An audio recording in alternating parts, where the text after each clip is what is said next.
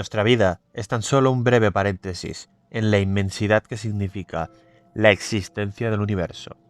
Nacemos, nos vemos inmersos en una vida cotidiana, en la que desempeñamos un trabajo, que puede satisfacernos más o menos. Nos relacionamos, tenemos hijos, en algunos casos, envejecemos y finalmente morimos. Eso siempre y cuando la muerte no nos visite con antelación. ¿Se apaga nuestra conciencia como la llama de una vela tras la muerte? ¿O sobrevive nuestra alma aún más allá? Todos hemos leído o escuchado alguna vez el relato en primera persona de lo que acontece a las personas que se encuentran en suspensión de sus constantes vitales. Esto es, en estado de muerte clínica. La visión de una resplandeciente luz cegadora que nos conduce hasta un túnel. A continuación, frente a nuestros ojos, desfila como un flash toda la película de nuestra vida.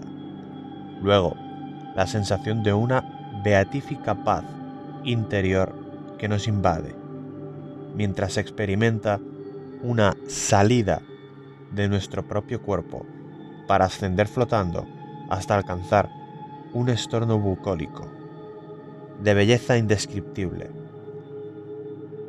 Es aquí donde se produce el encuentro con nuestros seres queridos, difuntos, que nos aguardan en el otro lado y que nos terminarán advirtiendo que todavía no es nuestro momento, por lo que debemos regresar a la vida física. Tras esta experiencia, vivenciada como algo absolutamente real y no como un simple sueño, la persona manifiesta un cambio de conciencia en el que pierde el miedo a la muerte y resta importancia a las cuestiones que son triviales para abrazar valores de una vida mucho más espiritual. ¿Es este episodio el preámbulo de una vida más allá de la muerte? ¿Qué dice la ciencia acerca de este tipo de experiencias? ¿Tenemos un alma que sobrevive fuera de la envoltura física y que trasciende aún más allá? Este tipo de relatos, que se conocen como experiencias cercanas a la muerte, o por las siglas ECM, fueron popularizados a través del famoso bestseller Vida después de la vida, escrito por el médico psiquiatra estadounidense y licenciado en filosofía Raymond Moody, de la Universidad de Virginia. En sus páginas, el Dr. Moody describía cada una de las fases que eran comunes en las numerosas experiencias protagonizadas en el umbral de la muerte por pacientes que se encontraban en situación de muerte clínica. Tratando de despejar cualquier duda acerca del equilibrio psicológico de estos testimonios y la naturaleza de sus experiencias, el Dr. Moody aclaraba: las personas con quienes he hablado no son víctimas de una psicosis, son gente normal y emocionalmente estable, con buena adaptación social, tienen trabajos y posiciones de importancia y los desarrollan con responsabilidad. Sus matrimonios son estables y están adaptados a sus familiares y amigos. Casi ninguno de ellos ha tenido nunca ninguna experiencia extraordinaria en su vida, y lo que es más importante, pueden distinguir entre los sueños y las experiencias que tienen despiertos. Lo que les ocurrió cuando estuvieron cerca de la muerte no lo informan como algo soñado, sino como acontecimiento que les ha ocurrido. Casi invariable, con el curso de las entrevistas me aseguraron que sus experiencias no habían sido un sueño. El libro de Moody, al que siguieron otros éxitos editoriales en la misma línea, marcó el inicio para una estela de libros que, a pesar del currículum académico de sus autores, sugirió la existencia de vida después de la muerte, con más entusiasmo que rigor científico. Y es que la acogida que el gran público, siempre sediento por acariciar pruebas que sugieran la existencia de un mundo espiritual, concedió al libro de Raymond Moody contrasta con el rechazo frontal que éste se encontró en el ámbito científico más académico. Los escépticos calificaron la investigación de Moody como una simple recopilación de anécdotas, que habían sido seleccionadas de manera sesgada. Un amplio porcentaje de las personas encuestadas que habían estado en el umbral de la muerte, más del 80%, no manifestaban haber experimentado nada, por lo que sus testimonios no eran incluidos en un libro que, antes de divulgar una investigación científica, solo aspiraba a convertirse en un éxito de ventas. Aunque Raymond Moody fue quien popularizaría la narrativa del túnel, la luz cegadora y el encuentro con los familiares difuntos para escribir su bestseller, lo cierto es que la vivencia de experiencias extracorpóreas en el umbral de la muerte viene testimoniándose desde antiguo. Mucho antes de Raymond Moody, el pionero en un intento de análisis clínico de las ECM a finales del siglo XIX, fue el geólogo y escalador suizo Albert Heim. Su interés vino motivado tras un accidente sufrido en los Alpes en 1871, cuando al precipitarse por una montaña, tuvo una experiencia que parece inspirar los relatos testimoniados en la literatura popular sobre la muerte un siglo después. Entonces, vi como toda mi vida pasaba en imágenes, como en un escenario a cierta distancia de mí. Me vi a mí mismo como el personaje principal de la actuación. Todo se transfiguró, como por una luz celestial. Todo era hermoso, sin pena, sin ansiedad y sin dolor. Heim encuestó a una veintena de personas que habían protagonizado experiencias similares en situaciones de muerte clínica o aparente.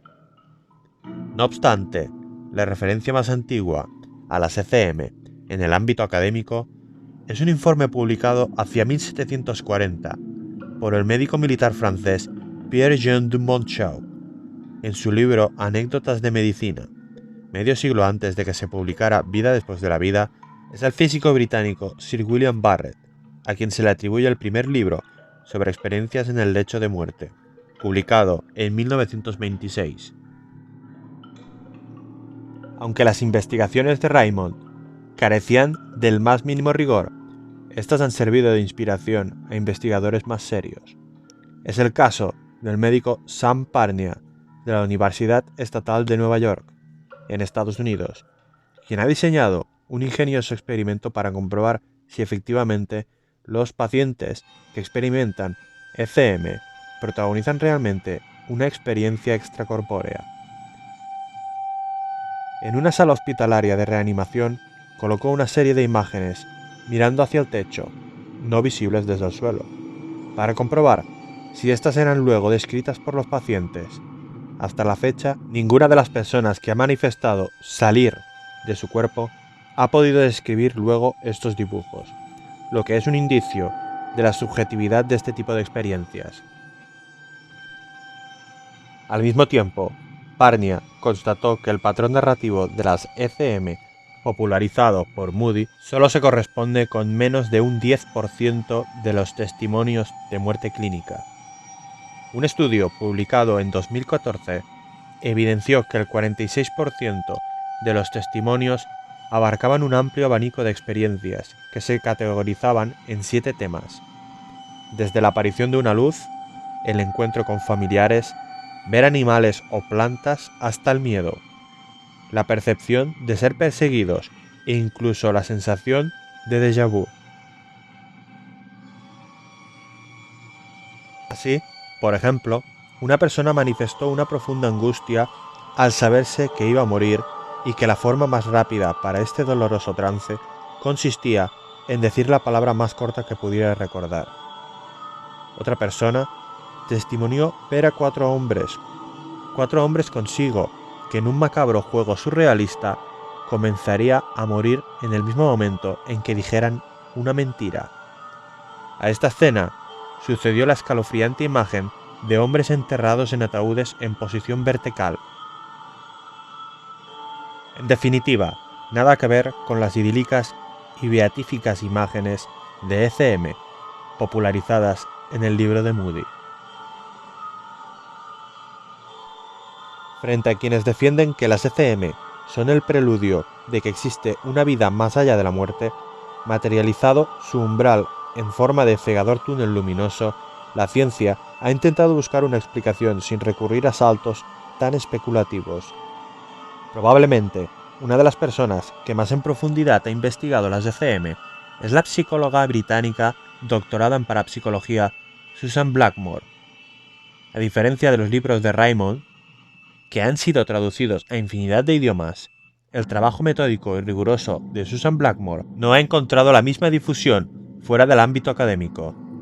Susan Blackmore se interesó por la parapsicología siendo ya muy joven, y fue precisamente una experiencia extracorpórea que protagonizó en sus primeros años de universidad a finales de la década de los años 60 del siglo XX lo que la convirtió en una persona escéptica ante la pretendida naturaleza sobrenatural de estos fenómenos. Citando sus palabras, me enganché al tema de la parapsicología, relata en un artículo publicado en 1987. Todo sucedió mientras estaba completamente despierta, continúa. Sentada, hablando con mis amigas.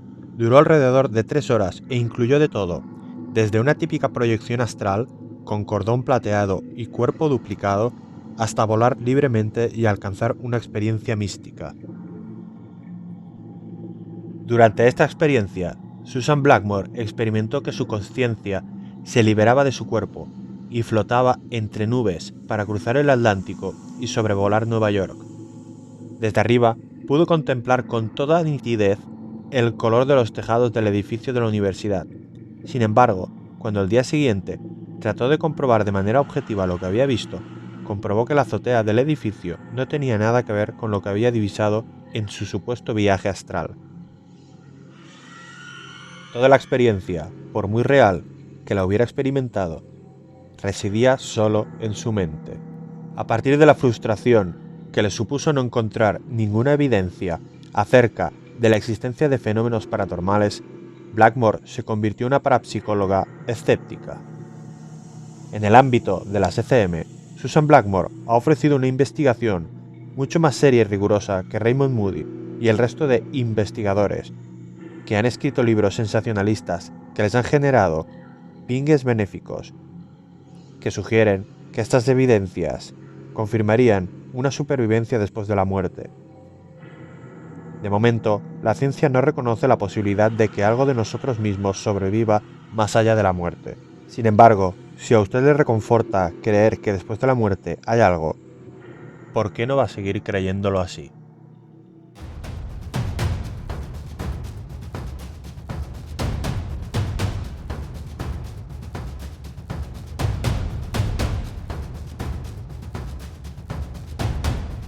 Somos Urbex Rider.